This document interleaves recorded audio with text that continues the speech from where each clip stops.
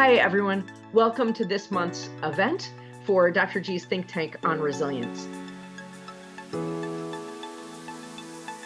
We're talking about something frustrating today. And so I've invited 3 really smart people on to help us deal with this. We're talking today about how do you get other adults to be resilient enough to face and talk about and navigate situations that they feel it would be best or easiest to avoid. I'd like to introduce first our guest. Rachel Baer is a former sex crimes and child abuse prosecutor. These are things people don't like to talk about. A managing director in the sexual misconduct consulting and investigations division of a global security and consulting firm, and assistant district attorney in both the child abuse, sex crimes, and domestic violence bureaus at the Bronx District Attorney's Office. So she took that experience, and she's now the CEO of the Baer Group, through which she provides sexual abuse and harassment prevention training for schools, camps, and organizations, and talks to parents and youth development professionals about how to talk to children about sexual abuse and exploitation. Rachel, I think you've had a little experience trying to talk to adults about things they would rather ignore or avoid. And I wondered if you could just tell me, what's a really memorable avoidance tactic you've seen from adults? I think it's actually the phrase that gets uttered all the time, which is, oh, stuff like that doesn't happen here. Like it doesn't happen. It wouldn't happen. It wouldn't happen here or in my family or in my camp or in my school. It's a pattern. Which, and we're going to talk about this, you would think would put you in the first off, right off the bat, position of trying to prove to them that they are around terrible people. Yeah, it's like a totally mixed up way of thinking, because on one hand, you don't want to terrify anybody, right? You want to empower people to navigate in a preventative way. And on the other hand, like there has to be a reality of understanding that if we start from the perspective of it doesn't happen here, then you won't actually serve your best to prevent it. Like there has to be an ability to know it can happen. So what do we do to engage and make sure it doesn't? Okay, so we are going to talk about strategies when somebody comes to you right away and they're like, oh, you are entirely wrong. We don't have to deal with this at all. Let me introduce you to our next guest, Mary Beth Levin, associate professor at Georgetown University School of Medicine and senior executive at the United States Postal Service. Mary Beth has worked extensively in the areas of health policy around HIV testing and diagnosis, harm reduction, health communications, and behavior modification. More things people don't like to talk about. She's done social marketing, preschool health interventions, clinical problem solving, community health, all around areas of competency and advocacy of problems people would like to ignore. Mary Beth, you've tried to talk to individuals and groups about really hard stuff. What's the most memorable avoidance tactic you've seen? So working with medical students, I teach a class on HIV and cultural competency and community activism where the students lobby on the Hill on the HIV issue of their choice. But part of the class is also to prepare them for the reality of having serious conversations with their patients about sensitive topics like sex and drugs. And what I noticed with the students is they would say, well, can we talk about HIV treatment? I said, well, this is really about preparing how you're going to talk about sensitive topics. Well, can we talk about the origin of HIV? I'm like, well, we could, but really the emphasis is how do you get your point across, whether it is to a member of Congress or to a patient. And what I realized is that they were intellectualizing the process as a way of avoiding personalizing the issue. So what I did is the next day I covered the walls with butcher paper and gave them each a marker. And on the butcher paper, there were things such as female parts, male parts, and sex acts and drugs. And I split them into 2 teams. And I said, listen, my job is to over-prepare you because you're going to be having some awkward conversations with your patients. And I'd much rather that you giggle and laugh and feel embarrassed with me than in a clinical setting with your patient, which will shut them down. So here's a game. I'm going to give you 5 minutes. You guys work as a team and come up with as many different things as words as you can come up with. And because medical students are a competitive species in general, they really took to the task like a duck to water. And I think it speaks to a strategy you take when talking about highly personal issues. So when we talk about sensitive topics, we tend to be very didactic. We're not very interactive. or not collaborative. And we tend not to place the issue within a larger context. This larger context being the higher mission of being a better doctor, of being a better advocate, whether it's with our patients or on the health. So they tried to intellectualize, and you said, tell me every slang term you've ever heard for penis. Yes. Fantastic. Thank you. Okay, so we're going to dive more into that. But first, I would like to introduce one more guest. James Hill has worked in the financial services industry for 18 years, and he's going to tell you, but you all know, people don't like to think about their financial well-being.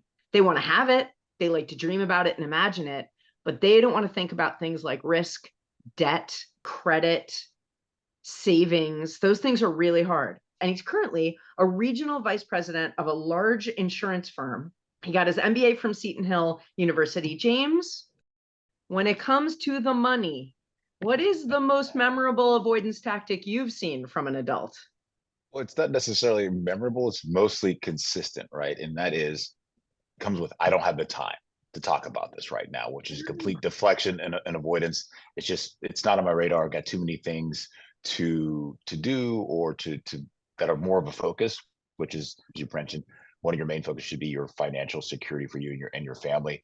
But I don't have the time is usually the one that I hear the most. I don't have time to plan for my future. So that's probably the most consistent, followed up with complete, just utter avoidance, like just deflects, like I don't want to.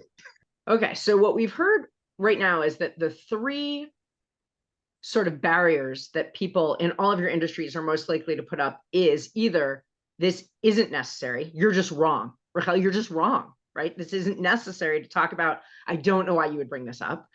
Mary Beth, it sounds like your folks were saying, this is too personal. We're going to take as many steps back as we need to so that there's no emotion here, as if there could be no emotion when you're talking to a patient about a lifelong chronic illness or about a sexually transmitted infection or something.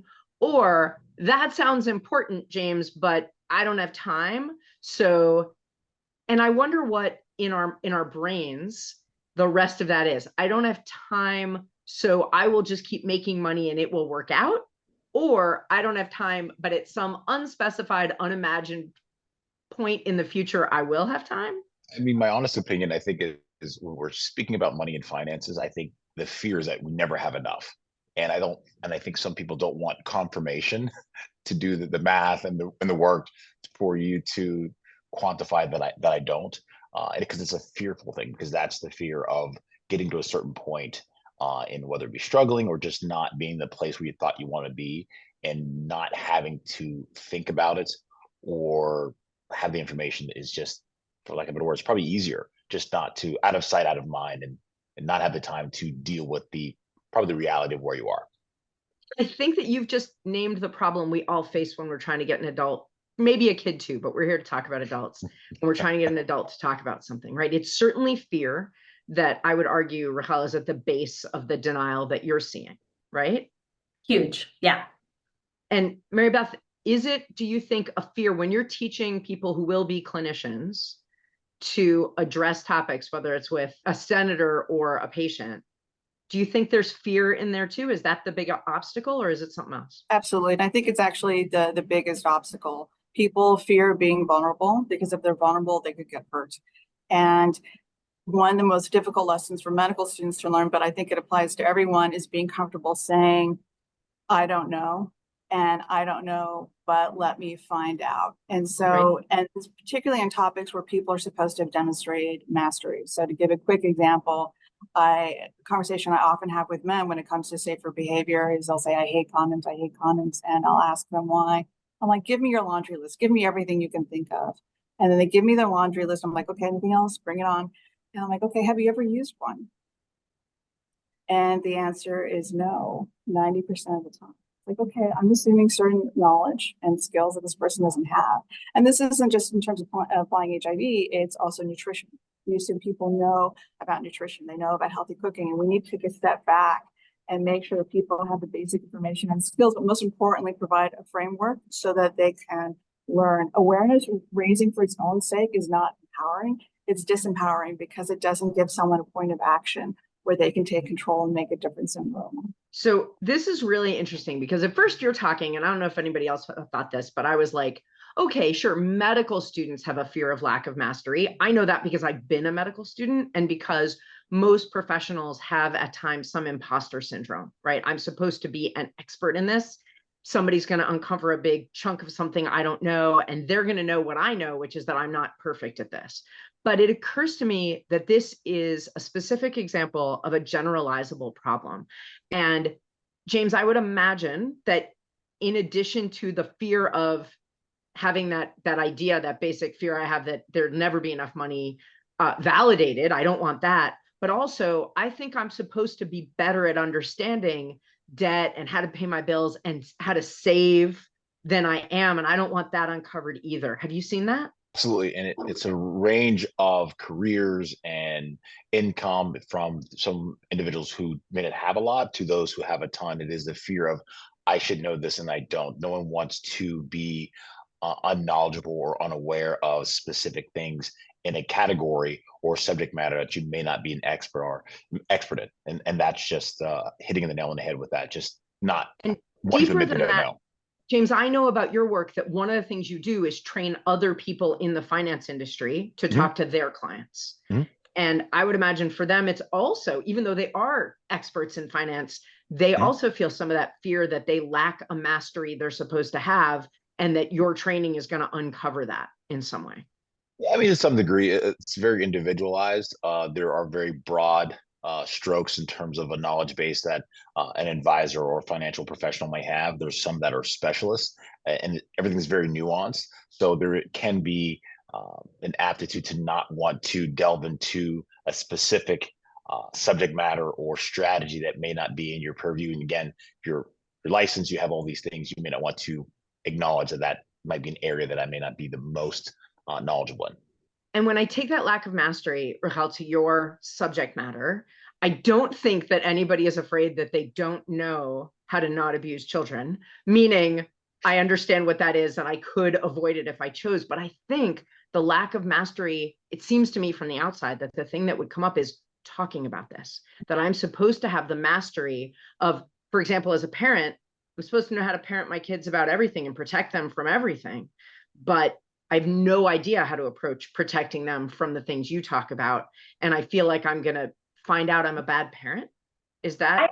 I actually think that's a piece of it. And then there's a deeper piece of it, which is especially when it comes to issues of sexual abuse and sexual abuse of children, right? And the adults around them making sure that they are keeping them safe. There, most of the time when there is somebody that's arrested for an allegation of sexual abuse, the initial reaction is no way, like not that person, like that wasn't, I would never have suspected that person. No. There has to be some Oh, so like wrong. judgment and intuition. It's kind of like this idea that we get caught in this myth that we will always know if someone is unsafe to be around. I call it like the Law and Order syndrome, right? This idea that like you'll know because someone gives off a creepy vibe, or you'll know because it'll just be so obvious. And They what play that theme song. We'll know because of the bum bum, right? Or exactly, whatever it is. exactly. And that means that all the adults, right? The parents, the teachers, the camp counselors, all of the people that would obviously never hurt a kid and would obviously want to protect a kid are kind of caught in this space of, well, wait a second, if it's not obvious to me, if it's not about the creepy factor, and I have to learn what it is that would be a signal of this, well, that's very scary. Because what happens if someone is in my midst that's my friend, or that I like, or that is a family member, and they're actually doing this and I couldn't tell and I won't be able to tell, right? That is a very overwhelming, very scary feeling. So I think it's a combination of things. I do too. And I'm going to come right straight back to you and say, okay, here's our big question. How do we get adults? What strategies work for getting adults to be resilient enough to talk about things that they are like, nope, not going to talk about it? Yeah, so it's a great question, something I've thought about a lot. I think the first thing is that people expect that when they're sitting in some sort of workshop or training, that they're just going to sit there and be completely terrified. And so one of the strategies that I employ once someone is in the room is using a lot of humor and stories, because I think that laughter anchors people in their ability to relax a little bit and then be able to take in the really serious stuff. And when I say humor, I don't mean humor about the topic. I These are mean, not Michael Jackson jokes like right, we learned in they're middle not, school. Got no. it. I Okay. mean, like, you know, I share a story when I'm talking about the difference between secrets and surprises, which is a huge issue within the sexual abuse realm, because anybody who wants to engage in sexual abuse, you know, they use secrets to create a connection with a child. And so I teach about teaching the difference, right? A secret never has an ending, and a surprise will always have an ending, right? It's a non-scary topic. But I share a story that actually happened to one of my kids, and it happened when my kid was 3 years old, and how they told off a teacher who used the word secret and threatened the teacher that she was going to go to jail. And it's a very funny, very cute story. And it gets everybody to realize they're actually really non-scary concepts that can lend itself to like having a room full of laughter, that we can then take that laughter and anchor it into a place of, now what do we do with this? But that doesn't really answer your question Well, about, it's one strategy. I right, get that. What right. else? But I think it doesn't answer the strategy of like getting the people in the room. I actually don't know that I found a magic answer to this, other than the ability to sit and connect and make eye contact and talk about how, when we think about risk mitigation, or we think about empowerment, or we think about prevention, we all have a part to play, no matter who we are. And if we want the best for our kids, and we want the best for our schools and our camps, then we've got to be able to take a leap of faith and say, I may not, right, as a camp director, I may not be an expert in this, but I know people who are. Let's bring someone in to be able to engage and connect in a way that actually makes a difference. Beyond that, the other piece is that most places that have kids have navigated the complexity of an allegation. And that fear of something like that happening again is actually a really important tool for prevention. And I would actually say not just the fear, but the fact. Yep. Right. So fear is a thing for sure, but we're trying to first agree that such a topic could arise, whether it's true or not. Correct. So we need to be more knowledgeable about the topic. James, does that tie into any strategies that you use when you're trying to get people to think about their finances and say, I feel like I don't have the time, but I'm going to give it the time? Yeah, I think some of the strategies that I like to employ are, quite frankly, truth and transparency, right? Sometimes you have to sit and look someone in the face and say, these are the facts. This is the situation that we have to address, and being upfront and personal with them in that respect. The other aspect that I like to use is remind them of what it's for, right? So remind them that in most cases, we're talking about the financial services industry, whether it be your income at retirement, or we're talking about, what if God forbid something happens to you, remind them that it's not always about you. It's about for those you left behind, your spouse, your children, and giving them a sense of I know it's your deepest fear, but it's also by not doing something, the results of that could be, detrimental to those that you love and care about the most. And then also, I would say empathy and sympathy. Sympathy first, and I would go. Someone gave me an analogy once that sympathy is like seeing someone in a hole and saying, "Hey, I see you're in a hole. Do you want a sandwich?" Empathy is actually going in the hole with them. And I think in my profession, a lot of people think that it's just them. Like they feel that I'm the only person who doesn't know this, and giving them real world examples with interaction with other clients, like, "Hey, you're no different than anyone else." So effectively climbing into that hole with them and making them feel like you're in the hole with them gets them to open up for their benefit and the benefit of their loved ones. Okay. I want to interrupt myself and my next question for my Beth by just reminding everybody in the room that if you have questions, go ahead, put them in the chat. If you want to message me privately, you totally can, and I won't use your name. If you put them in the chat with your name, I might. And we're going to get to our Q&A in just a few minutes. But Mary Beth, you're not going to approach or teach medical students to approach a patient who has HIV by pretending that they also have HIV, just for example, right? But I know, because I've learned with you and I've learned from you, that you do use empathy a lot. Is that a strategy that you use when you're trying to get a person to talk about something they don't want to talk about? And what does it look like? Yeah. So for me, there's a difference between empathy and empowerment. Empathy is treating people the way you would like to be treated. Empowerment is treating people the way they would like to be treated. And that means you need to have a directional conversation.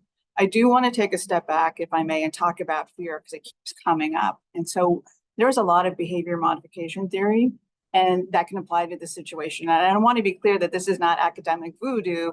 These are simple strategies that have stood the test of time, that have been studied and proven to be helpful, that you can apply in your life. We know that fear as a motivator, extreme levels of fear as a motivator don't work because they push people over the edge into denial.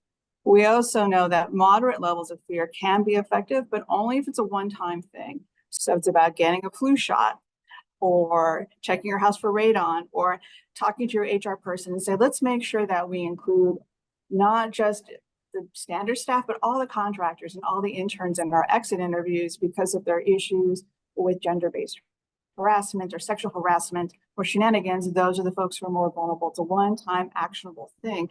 That's helpful. The reason why doing that consistently is not helpful is because fear can become cumulative. And so one really effective strategy is what we call harm reduction, and what we also call in the medical profession motivational interviewing. And harm reduction, we celebrate every single step that you take in a positive manner.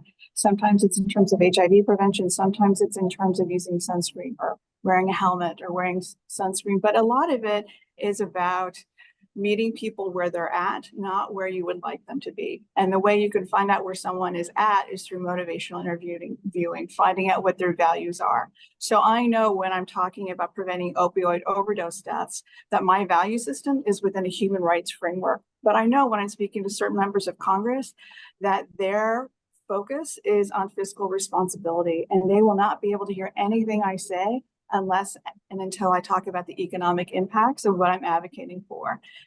And it's not about me sublimating my values. It's about me practicing empathy and meeting them where they're at. And then once I've spoken to their needs and their concerns, then I can share my viewpoint as well. That makes a lot of sense. And so the strategies that you're all sharing are starting to shake out into like a first this, then this kind of grouping in my head. And we'll get to that. There's a really interesting question, Rachel, you mentioned specifically connect first, right? If you've got them in the room, or even I would say you've got them in relationship. I'm picturing people who are in a work situation.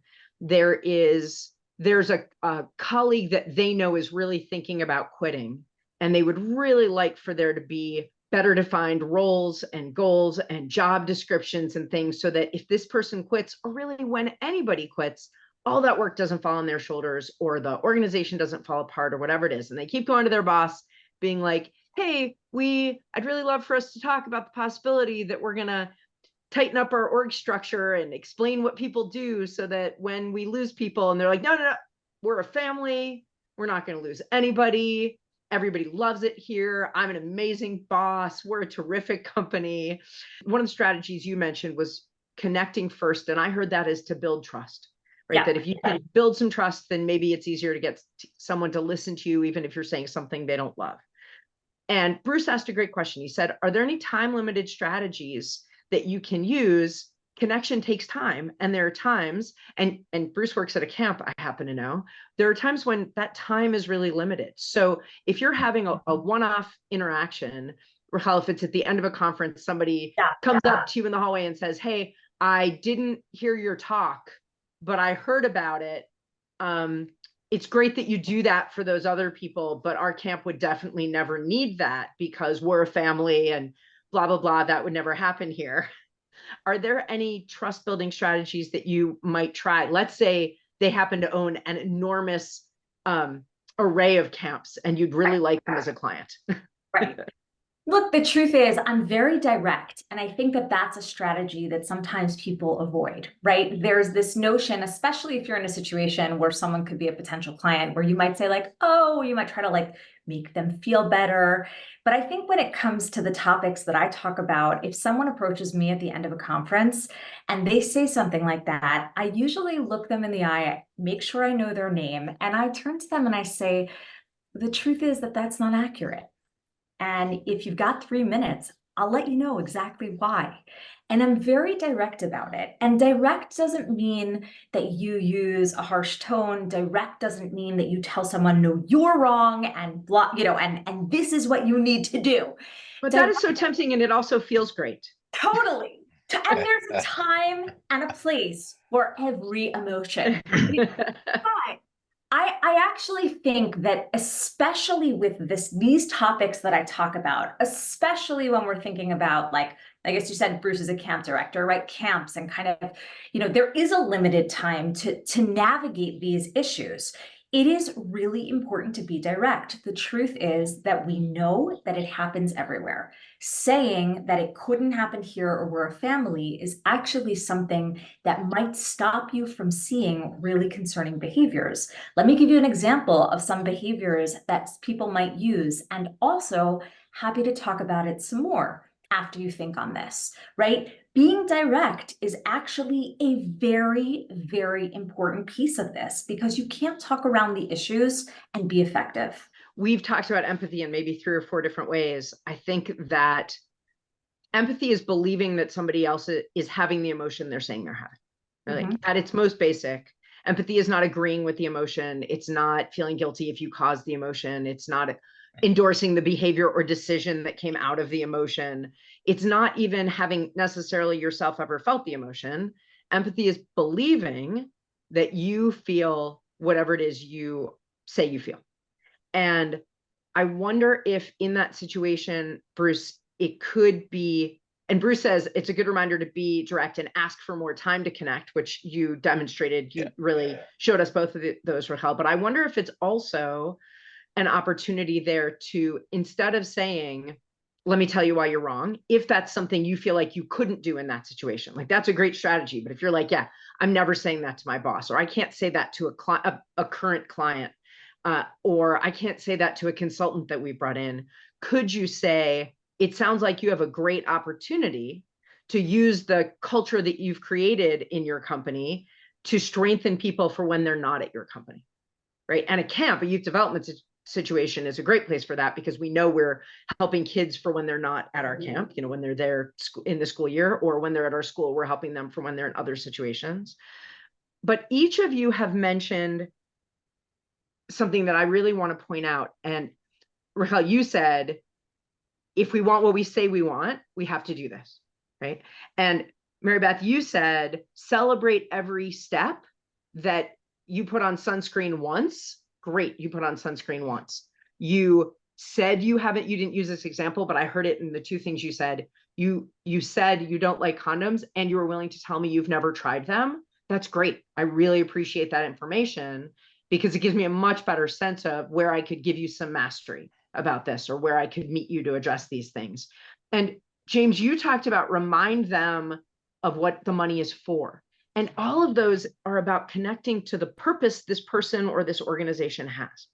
So if, Raquel, you're working with an organization that says safety of our kids is our top priority, and you can see that because their mission's right on their website. Or Mary Beth, you're working with medical students who say, I want to give great care to people, and then they keep trying to intellectualize. All you have to do is show them that nobody thinks being intellectualized at feels like great care. And James, if you're saying, I know you want your family to be safe, even in the event that something happens to you, or I know you really want a travel-filled retirement, we can get people to approach things that are hard for them when we show them that this is the path to the thing they already said they want, and that they genuinely do want. We're not trying to catch them like, hey, you said you wanted this, and if you do, then put up or shut up. We're saying, hey, you want this. I have a way that will really effectively help you get there. And without it, I'm worried you can't get there. And I think that connection to purpose, we know that when we're trying to help people be resilient in the definition of navigating change, that purpose, connecting it to a goal they already have, is one of the most effective strategies that exists. And so I really appreciate that this is actually even a way to get someone to address a change that they would like to say they don't have the time or the capacity or the experience to address, or that they just want to flat out refuse to believe exists. I have another question that someone just messaged me privately that I wanted to ask you, and I'm going to start, Mary Beth, with you if you don't mind. And that is, when you have tried your strategies to get somebody to take this on, and I'm asking you this because I feel like public health never says, yeah, you can just walk away, right? That in finance, James, you might be able to be like, okay, they're not going to be a client. Or Raquel, even in your situation, like, I can't make you do this. But in the public health realm, Mary Beth, you have an obligation to the group in front of you, but also to the public health. So when you've tried all the strategies you have in that particular setting, what do you do? If you can't give up on the, let's say, the water safety of a community or the sexual health of a community, but you've tried all the things you can think of, what do you do? Well, you ask for help and you ask for ideas, because you're not alone. There's a small army of people out there to help you. And this is why it's so important to take a collaborative approach. I think it's also important to take a step back and think about what your values are. So my background is in HIV disease, and I was working in a part of Washington, D.C., where the HIV prevalence places them between Rwanda and Kenya, very high HIV prevalence, but the community didn't want to talk about it. And so I had to think about, and they knew my background and they're very clear, like, this is not our top priority. I'm like, okay, what is your top priority? Because my top priority is not to resolve HIV in that community. My priority is to help that community. And so they said to us, diabetes is our concern and SIDS is our main concern, and asthma. And so I'm like, SIDS okay. is sudden infant death syndrome for babies. And so they saw me work my tail off with them on those three issues. And so in that way, I developed credibility that they saw that my true purpose was not to dictate an agenda, but to help them lead better lives as they see it. And then once they saw what my true agenda was, I'm like, hey, by the way, HIV here is pretty bad. Can we talk about it? So part of it was a certain amount of relationship building and sublimation of my own agenda and letting the community set the agenda, not me personally. So I like all those strategies. And I bet, James and Raquel, that you also play the long game at times. Yeah. Like, you don't want to poison your relationships with anybody, because as a boss told me once when I tried to quit a job, you'll come crawling back.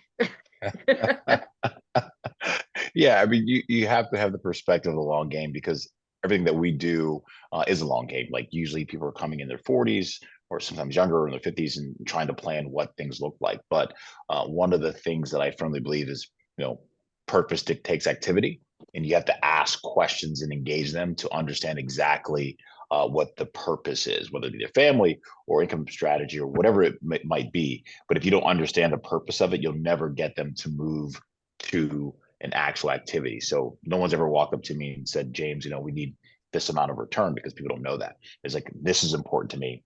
How do I get there? And taking the time to engage in those conversations to get to that point, so you can understand the purpose, get them to the right activity. And that's how you remind them too. Because in the long game, sometimes people forget, like, something happens in a market and they want to make a quick change. Like, well, what's the purpose? What's the goal in mind? What's the strategy? Are we still on track? And that having an understanding allows you to bring them back onto the rails of, we're okay. And Raquel, have you ever, and I'm not asking you to blow anybody's privacy or confidentiality, but do you ever have this situation where you talk to somebody who might be a client, they didn't end up moving forward, and then you see in the news that they have an issue with this? Do you ever reapproach? And if you do, how do you handle the, I'm not here to say I told you so? Because I think in the workplace, this is a really big thing. Like, let's say I've gone to my boss, I've said, we really need to understand what we would do if so-and-so left. Nobody's ever going to leave. We're a family, best employer ever. And then somebody leaves. How can I, in a constructive way, reapproach?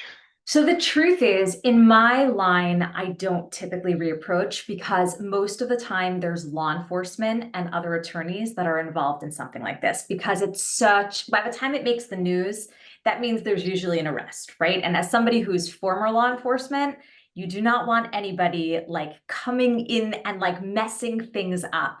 But I will say the opposite is true, which is many times when somebody says no or decides that they don't need this, and then there is a crisis, I get the call back, which is, hey, when the crisis is over, we've got to fix this to kind of make sure that this doesn't happen again. And I think that in a situation where if I were in a position where I was reapproaching someone, I actually think that I would reapproach from a place of empathy and an openness, right? A recognition of like, you're navigating something. Anybody that's navigating something in the sexual abuse realm is navigating a form of a trauma, right? So you're navigating this. I want you to know my number is still here. My email is open. And when you're ready, or if you're ready, or you need to connect on training or workshops or policies, like, you are always welcome to reach out, right? It could be 2 years from now. You are always welcome to reach out. That's really helpful, because I feel like what you just explained is how to be gracious, right? So Yeah. if my boss calls me and is like, hey, so somebody did quit, and I need to be super gracious about handling. Okay, so a couple of things that were brought up in the chat that I just want to mention. Really terrific way of framing the motivational interviewing, Mary Beth, that you were talking about is curiosity. So people in clinical medicine learn a lot about the steps of motivational interviewing, and I don't mean to do it a disservice, but to quote Mary Beth, ask, right? That is how you start motivational interviewing, is that you ask, and then you're an active listener, and you don't listen for chances to be right. You don't listen for places to move your agenda forward. You actually listen for their agenda in order to build trust and connection. And I really appreciate the comments that I've gotten privately saying, if you can approach them on their agenda and show how your strategy helps, along with that active listening, you can sometimes put people at ease. And that's really true. And that the issue is, the topic is, Bruce said, the topic at hand is what's important in the moment, and the relationship is part of the long game.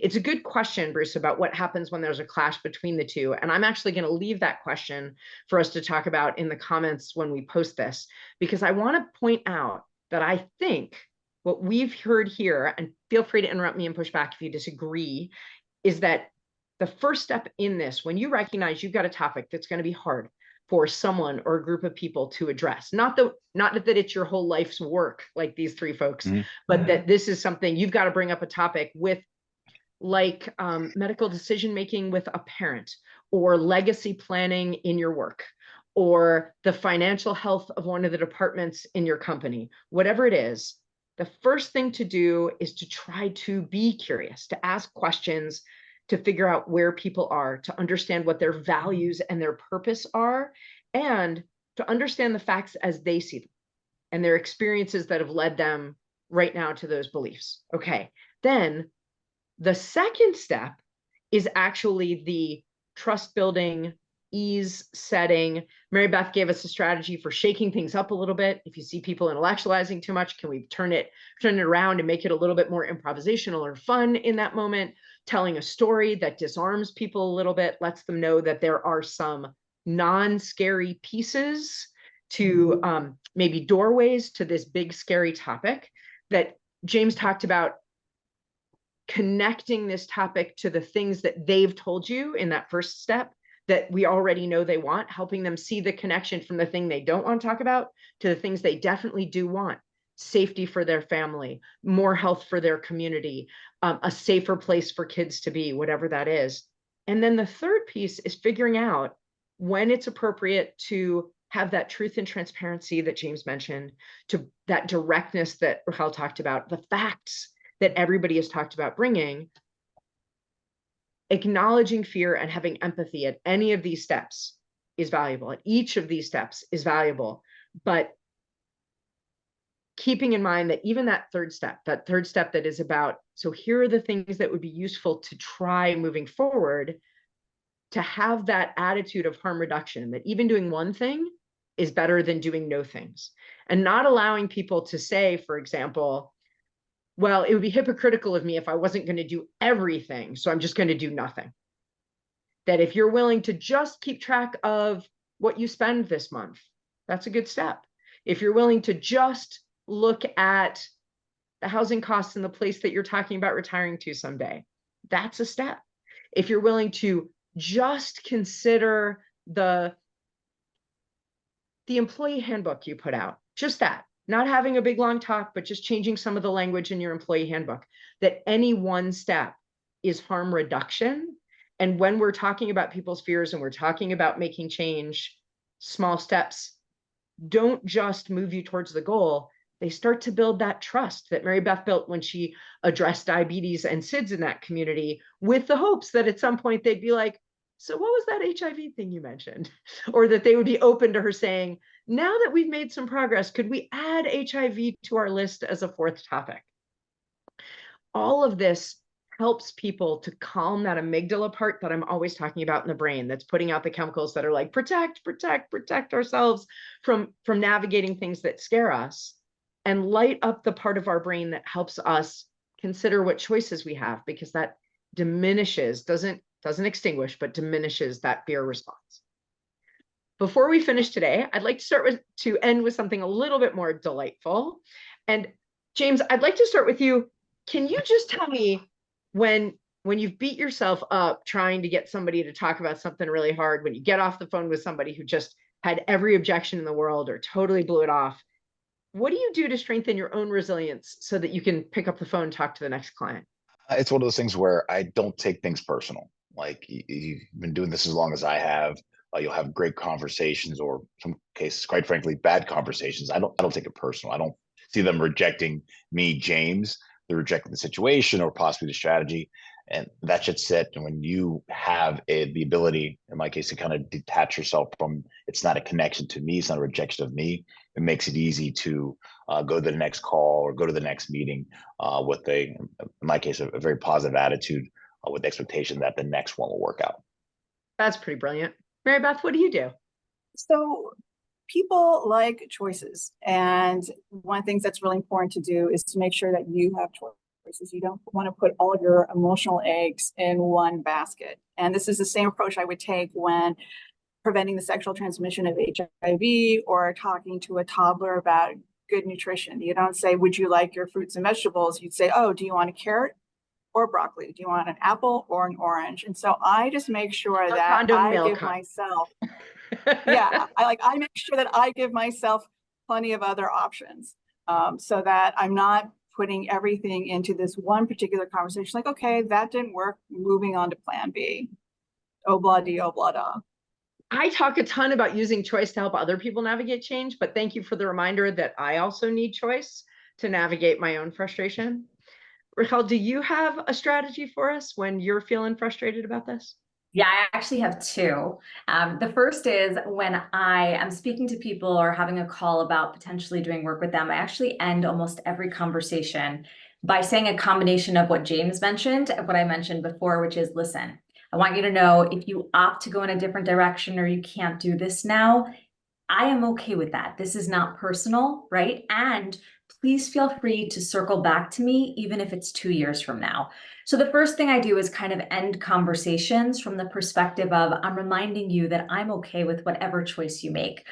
When I have conversations with people where I have a concern that there are kids that are in danger, not from a mandated reporting perspective, but in other words, like if they keep going this way, kids could be in danger. They could be, right? Like, or when I have a conversation with somebody who just doesn't get it, like they don't, it's just, they are a child. No one in the room can understand that feeling, but I guess we'll imagine it. Like they just don't get it. And I get off the phone and there's not really much more I can do. You know, I lift weights, like I exercise, like I take a moment, I go take a walk and get outside if it's nice weather, which is not always, right? I do something to remind myself, like, it's okay to have frustrating conversations, take care of yourself, and kind of move on from there. So those are kind of two very different strategies that I employ on a regular basis. That's a very healthy strategy. I blast really loud, angry music, or the classic, you can't always get what you want. Kind of sing it at the top of my lungs. Thank you, everyone, for joining us today. I wondered if people would avoid this event because of the topic, and I'm really impressed that so many people made it. Thank you to all three of you. I really appreciate your wisdom and your generosity of spirit sharing it with us. And this will be available for people to watch and share in replay about a week from now. Thanks, everyone. Have a great day.